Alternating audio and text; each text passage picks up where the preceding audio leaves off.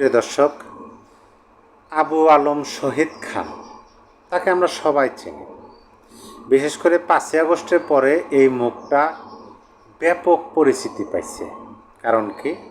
কারণ তিনি একজন বীর মুক্তিযোদ্ধা। তিনি বাংলাদেশের হয়ে কথা বলেন, সরকারের সমালোচনা করেন, মুক্তিযুদ্ধের হয়ে কথা বলেন, স্বাধীনতা সংবিধানের হয়ে কথা বলেন। সাবেক সচিব জনাব আবু আলম শহীদ খানকে আজকে গ্রেপ্তার করেছে ঢাকা মহানগরের ডিবি। আমি নিউজটা আপনাদেরকে পড়ে শোনাই, ছোট্ট নিউজ, তারপরে পেশাল পারি। সাবেক সচিব আবু আলম শহীদ খানকে গ্রেপ্তার করেছে ঢাকা মহানগর পুলিশের গোয়েন্দা বিভাগ ডিবি সোমবার 8ই সেপ্টেম্বর রাজধানীর ইস্কাটন এলাকা থেকে তাকে গ্রেপ্তার করা হয়। ডিবি যুগ্ম কমিশনার মোহাম্মদ নাসিরুল ইসলাম এই তথ্য নিশ্চিত করেছেন। তিনি জানান, ইস্কাটনের একটি ভবন থেকে সাবেক সচিবকে গ্রেপ্তার করা হয়েছে। তবে কোন মামলায় তাকে গ্রেপ্তার করা হয়েছে তা তাৎক্ষণিকভাবে জানা যায়নি। এদিকে ডিবির এক বার্তায় সাবেক সচিব আবু আলম শহীদ খানকে গ্রেপ্তারের বিষয়টি নিশ্চিত করা হয়েছে।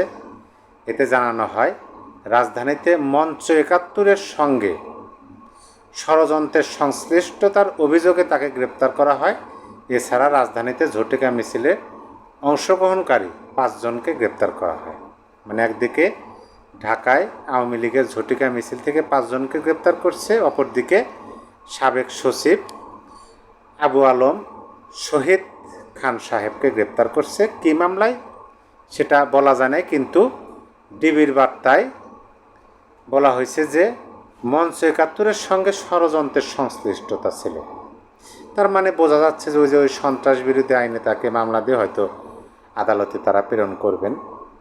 এখন আমি যে বিষয়টা শিরোনামটা যেটা দিছি যে জনাব আবু আলম শহীদ খান গ্রেপ্তার হলেন, এরপরে কার পালা? যেমন ধরেন, আজ থেকে কিছুদিন আগে মঞ্চ ৭১-এর আলোচনার গোলটেবিল বৈঠকের ওই রুম থেকে প্রথমে মব করা হলো, তারপরে বীর মুক্তিযোদ্ধা, সাংবাদিক, বক্তা, শ্রোতা, শুধু বক্তা না, শ্রোতা সহ সবাইকে হেফাজতের নাম করে নিয়ে এসে সন্ত্রাস বিরোধী আইনে মামলা দিছে। এখন আবু আলম শহীদ সাহেবকেও গ্রেপ্তার করলো। আমরা তাকে সবাই চিনি, রাজনৈতিক সচেতন ব্যক্তি। এই বাংলাদেশে 5ই আগস্টের পরে তাকে চিনেন না এরকম খুঁজে পাওয়াই খুব কঠিন। আমি এই সংবাদটার মন্তব্যের ঘরে 3 জন মানুষের মন্তব্য পড়ে শোনাব। একজন বেশ কয়েকটা লাইন বাক্য লিখছেন, একজন একটা বাক্য লিখছেন, আর একজন অল্প কয়েকটা বাক্য লিখছেন। এখানে বাদল বি জামিল নামে একজন মন্তব্য করছেন, কারো মতামত পছন্দ না হলে সরকার তাকে গ্রেপ্তার করতে পারে। ইউনূস সরকার সেটাই বলার চেষ্টা করছে। সরকার যে কথাগুলো পছন্দ করে না সেই কথাগুলো বলা যাবে না। কাল যদি মাসুদ কামাল, তুষার বা গোলাম মাওলা রনি গ্রেপ্তার হয়, অবাক হওয়ার কিছু নাই। যারা বর্তমান স্বৈরশাসকের মতে মতে চলবে তারাই মত প্রকাশ করতে পারবে। তারপরের যে মন্তব্য করছেন এমডি আবু রায়হান, তিনি লিখছেন, একজন মুক্তমনা ব্যক্তিকে এভাবে গ্রেপ্তার করে কি টিকে থাকা যাবে? কয়জনকে গ্রেপ্তার করবে? তাকে গ্রেপ্তারের তীব্র নিন্দা ও প্রতিবাদ জানাচ্ছি, দ্রুত তাকে মুক্তি দেওয়া হোক। মিঠুন দে, তিনি লিখছেন, ওমা, একটু টকশো করলে গ্রেপ্তার করা হয়? কি বলবেন আপনি? মঞ্চ ৭১-এর যে অভিযোগটা আনা হয়েছে সেখানে নাকি তার সম্পৃক্ততা আছে, তাহলে এতদিন কেন গ্রেপ্তার হলো না? আর মঞ্চ ৭১-এর সেখানে তো তিনি জানই নাই সম্পৃক্ততা কেমন। যাই হোক, এগুলো বলে কোনো লাভ নাই, কারণ আপনার সবাই বুঝতে পারতেছে তাকে কেন গ্রেপ্তার করা হয়েছে। কিন্তু আমার কথা হলো, এর পরে কে? একে যদি এইভাবে গ্রেপ্তার করা হয়, সরকারের সমালোচকদের, সরকারের বিপক্ষে যারা সমালোচনা করেন, সরকারের বিতর্কিত কর্মকাণ্ড নিয়ে যারা সমালোচনা করেন, আলোচনা করেন, যাদের কথা দেশের মানুষ শোনে, একটু হলে মনে শান্তি পায়, একটু হলেও মনের মধ্যে বিশ্বাস আসে, আস্থা তৈরি হয়, সেই মানুষগুলোর ওই শুধু জবান মানে কণ্ঠরোধ করার জন্য, যেমন মঞ্জুরুল আলম পান্না ভাই, তাকে অ্যারেস্ট করা হয়েছে। আর বিশেষ করে আবু আলম শহীদ সাহেব হলেন একজন বীর মুক্তিযোদ্ধা। তিনি ঢাকা বিশ্ববিদ্যালয়ের সাবেক একজন ছাত্র, সাবেক সচিব। হ্যাঁ, তার বিরুদ্ধে যদি কোনো অপরাধ থাকতো, 5ই আগস্ট কবে ঘটে গেছে, 1 বছর আগে, যে তিনি সচিব থাকাকালীন এই করছেন সেই করছেন, তাহলে এতদিন গ্রেপ্তার হলো না। তার মানে হলো যে তিনি একজন নির্ভেজাল মানুষ, প্রকাশ্যে কথা বলেন জনসম্মুখে, মিডিয়াতে সত্যের পক্ষে কথা বলেন, মানুষের জনমানুষের কণ্ঠস্বর হয়ে তিনি কথা বলেন। তাকে গ্রেপ্তার করা হলো, হবে, ওই যে কম মন্তব্য বললাম, অবাক হওয়ার কিছু নাই। কিন্তু ভাবতে হবে যে এরপর কে। এভাবে একে একে যদি বাংলাদেশের সকল জায়গা থেকে সরকারের সমালোচকদের গ্রেপ্তার করা হয়, তাহলে এইভাবে কি একটা সরকার টিকে থাকতে পারে? আর এটা কি মানে সরকারের দেওয়া প্রতিশ্রুতি অনুযায়ী হিতে বিপরীত কাজ করতেছে কিনা সরকার? এই বিষয়টা তো স্পষ্ট। সরকার যখন 8ই আগস্ট প্রধান উপদেষ্টা আরও কয়েকজন উপদেষ্টা পদে তারা শপথ বাক্য পাঠ করলেন বাংলাদেশের সংবিধান অনুযায়ী, সেই শপথে তারা বললেন যে তারা শপথ রক্ষা করবেন। 11ই আগস্ট প্রধান উপদেষ্টা বক্তব্য দিলেন জাতির উদ্দেশ্যে, সেখানে মন খুলে সমালোচনার কথা বললেন। অথচ তার সমালোচক মানে দেশটা সমালোচকবিহীন। কারা কণ্ঠকে ভয় পায়, কথার আওয়াজকে ভয় পায় কারা?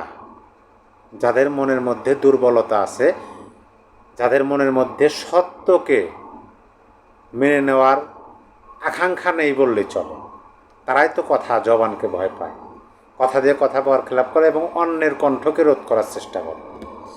যাকে এই বিষয়ে আমার পেঁচাল বেশি পারার দরকার নাই, আপনারা সবই জানেন।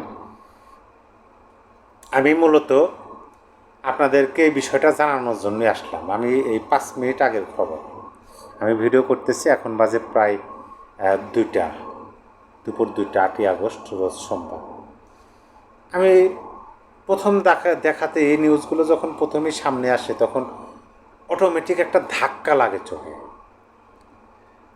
নিউজটা পড়ে যখন দেখি যে না, কোনো মামলা নাই তার বিরুদ্ধে, কোনো অভিযোগ নাই, এমনি জাস্ট তিনি মিডিয়ার টকশো করেন, কথা বলেন। এভাবে চলতে থাকলে তো আমরা যাদেরকে চিনি, আব্দুল নন্তুর সাহেব, মাসুদ কামাল, গোলাম মাওলা রনি, আমরা যাদেরকে চিনি, যারা নিরপেক্ষভাবে কথা বলে, কোনো রাজনৈতিক দলের সাথে সম্পৃক্ত মানে সক্রিয় কর্মী বা নেতা না, তারা কি আদৌ কথা বলতে পারবে? নাকি সরকার কি ইঙ্গিত বোঝাচ্ছে? যদি এরকমই হয় যে কাউকে কথা বলতে দেবেন না, প্রকাশ্যে ঘোষণা দিলেই তো হয়, কেউ কথা বলল না, এরকম নিরপরাধ মানুষদেরকে আপনি অ্যারেস্ট করে নিয়ে যাবেন, তাদেরকে বিভিন্ন ধরনের কালো আইনের মামলা দিবেন, সন্ত্রাস বিরোধী আইনে মামলা দিবেন, অথচ তাদের বিরুদ্ধে অতীতে কোনো অভিযোগই ছিল না। এটা তো নিজের পায়ে নিজে কুড়াল মারার মতো। কয়দিন আর এইভাবে চলবে?